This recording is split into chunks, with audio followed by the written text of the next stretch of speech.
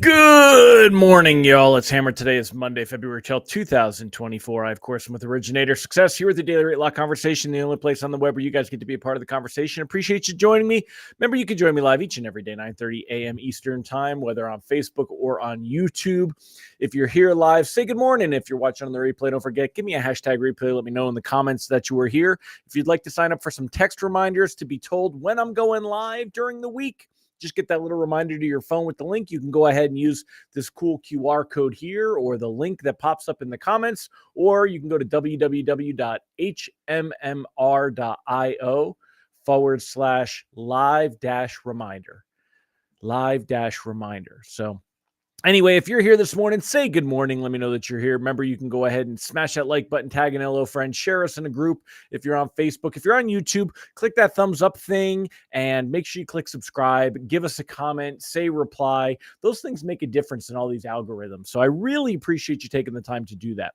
Remember, you can go ahead and sign up to get our written email lock advice to your inbox each and every weekday morning, www.ratelockadvice.com. It's absolutely free of charge. You can also get our text alerts. They're expensive, though. They're $7 a month. I know. You might have to save up.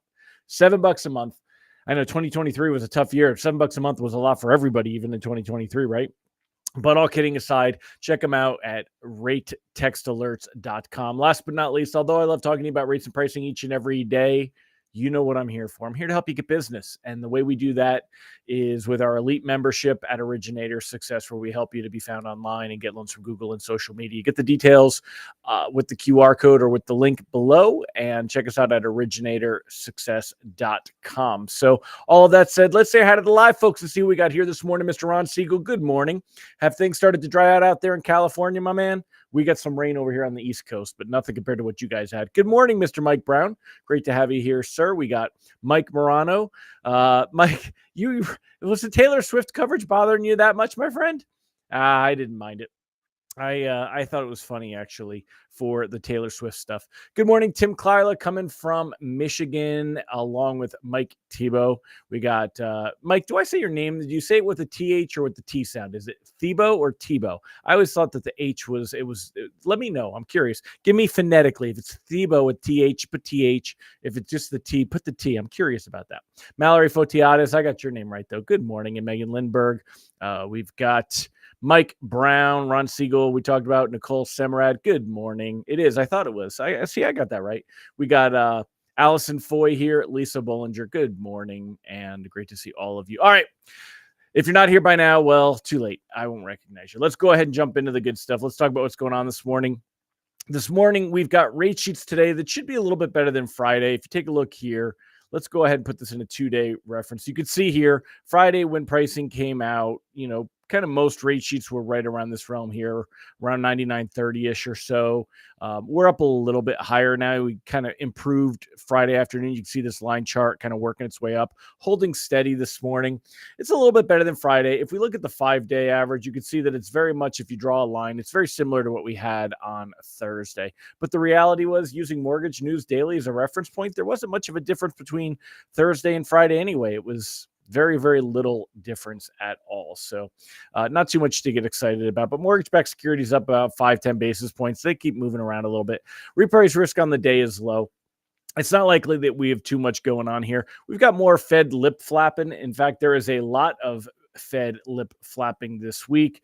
We've got a few different members today. We got let's see if they were on here. Let's see if we do the economic calendar. We got Fed Bowman, Fed Kashkari. So Neil Kashkari, Michelle Bowman. We know kind of where they stand on things. But at the end of the day, it doesn't really matter where they stand on things anyway. It's really not a big deal. So not much that we have to worry about there as far as that goes. Everybody's holding their breath for tomorrow's CPI inflation data. That's the real thing. That's, of course, going to be the market mover.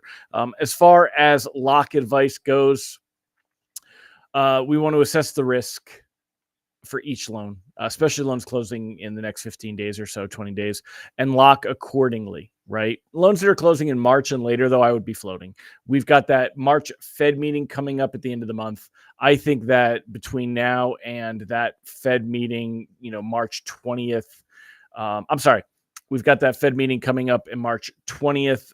As we get closer to that one, we're going to have the labor data coming in on March 8th.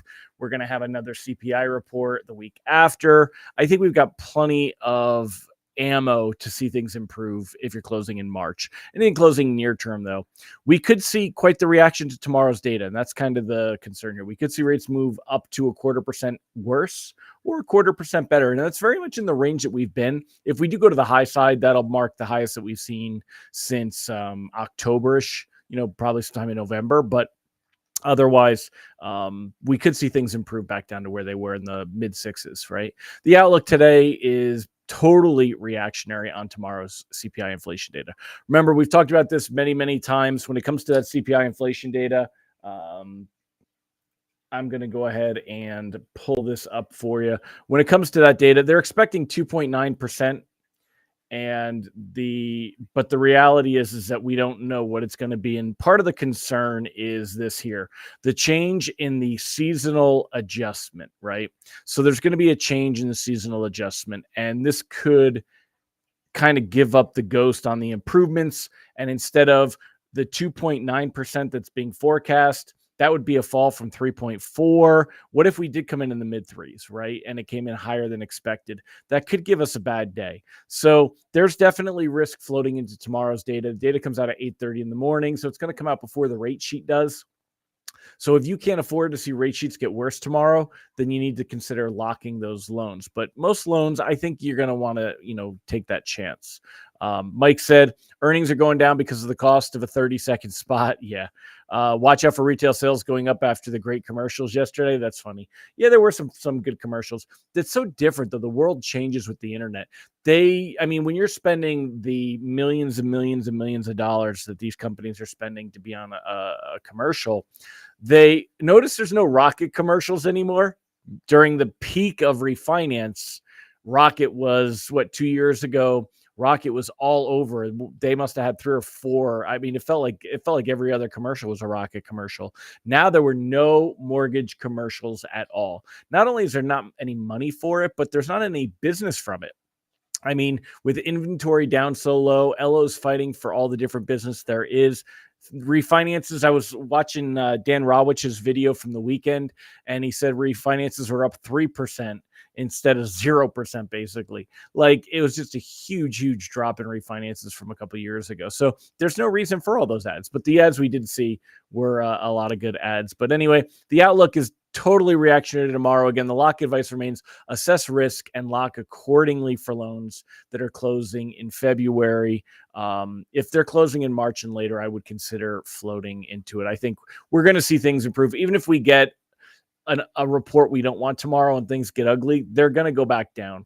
As much as I see different articles talking about what's going on with expectation on the Fed, it really is not nearly as much as they say it is. I haven't seen too much of a change here.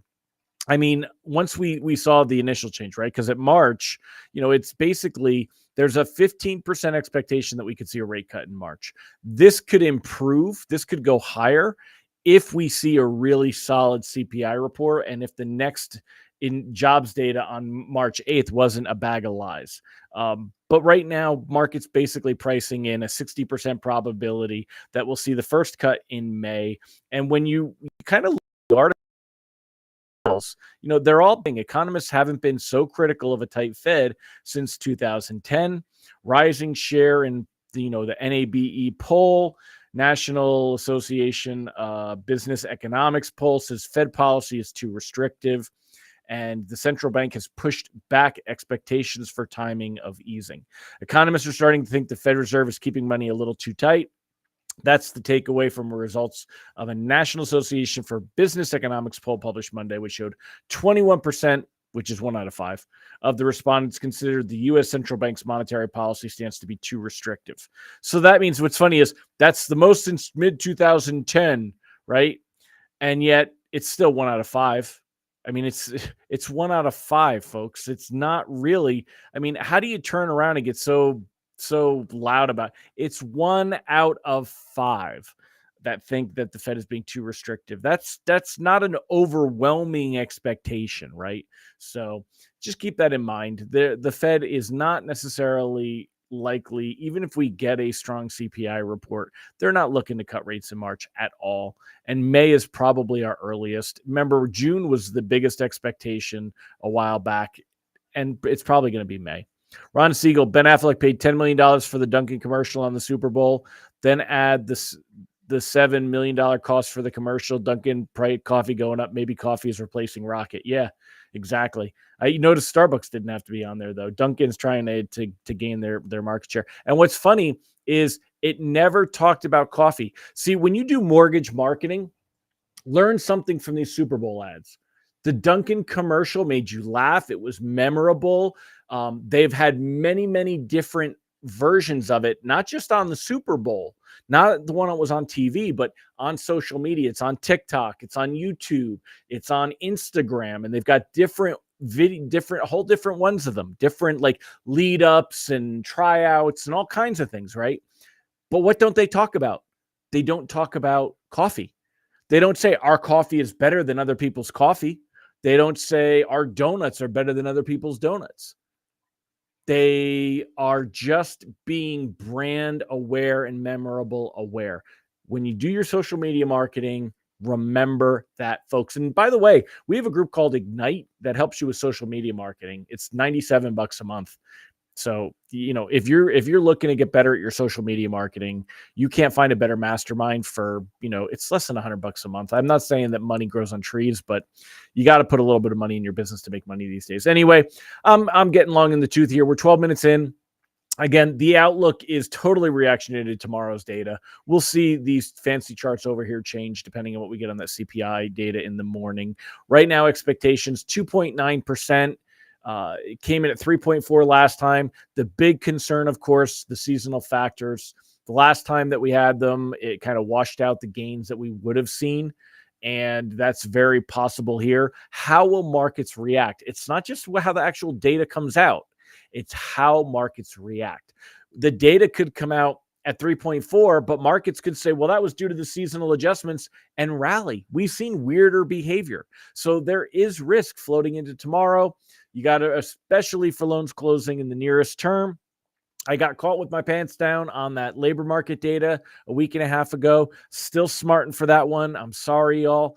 I did not expect to see anything ridiculous. And the reason we saw the ridiculousness we did was because of the seasonal adjustments and the changes in the way that things were factored. So that's kind of a concern, once bitten, twice shy, right? So that's kind of what we got going on this week. That's what we got going on today. As far as the Super Bowl went, we talked about the commercials, but the actual game I thought was really good. What did you guys think? Let me know what you thought of the game. And did anybody win any money? Or, if you want to admit you lost money, but did anyone win any money on any bets or prop bets? I thought Kansas City would pull it off. I was kind of found myself rooting for San Francisco, though, during the game. I also, being a Panthers fan now here in northern, North Carolina, I watched McCaffrey, the running back for the San Francisco 49ers, who, of course, had a stellar season because he's on a great team. But we traded him away on the Panthers. And when you trade away all the different talent and then you take the first quarterback in the draft, he's got nobody. I'm thinking, what could have happened? We wouldn't have been able to get Bryce Young. We wouldn't have had those picks if we didn't get rid of Christian McCaffrey. But getting rid of Christian McCaffrey, DJ Moore, it really kind of showed that. So Christy said, I'm glad it's over. Halftime was lit. Yeah, you know what? I thought Usher was awesome. It was fun to see Alicia Keys on there. I thought she looked fantastic. I don't know HER. I don't know if you call her or if it's HER, but I thought the chick with the guitar was pretty cool. I liked watching Usher go skating. I saw my man Ludacris and Lil Wayne, Lil Jon, right? And okay. And just funny as hell going on there. But and I didn't know the other guy. I forgot who it was. And I thought it was CeeLo Green for a minute, like with the bald head. He looked like he was wearing his daughter's Easter socks with his pants pulled up high and all that weird stuff. So, but I thought it was a fun halftime show. You're right. Giddy up, Mr. Randy Tico. Great to see you, sir. All right, my friends. Denise Lopez, thank you so much for sharing me. Bill Stevens, great to see you. Kelly, Maggie, good morning. I'm going to go ahead and wrap it up, y'all. I'll see you guys tomorrow. Probably, I'm debating on not doing a live on Thursday because I'll be flying that morning and heading out to the airport, but we'll see. But I will definitely see you tomorrow. We'll be talking about that CPI data. Keep your fingers crossed, everybody. Keep your fingers crossed. Jermaine Dupri was married to Janet Jackson. Miss Jackson, if you're nasty. Thank you, because I was totally ignorant on that one. I look like the white redneck I am when it comes to that, even though most of the stuff, I wasn't. But anyway, all right, I'll see you guys tomorrow. Take care. Make it a fantastic one. And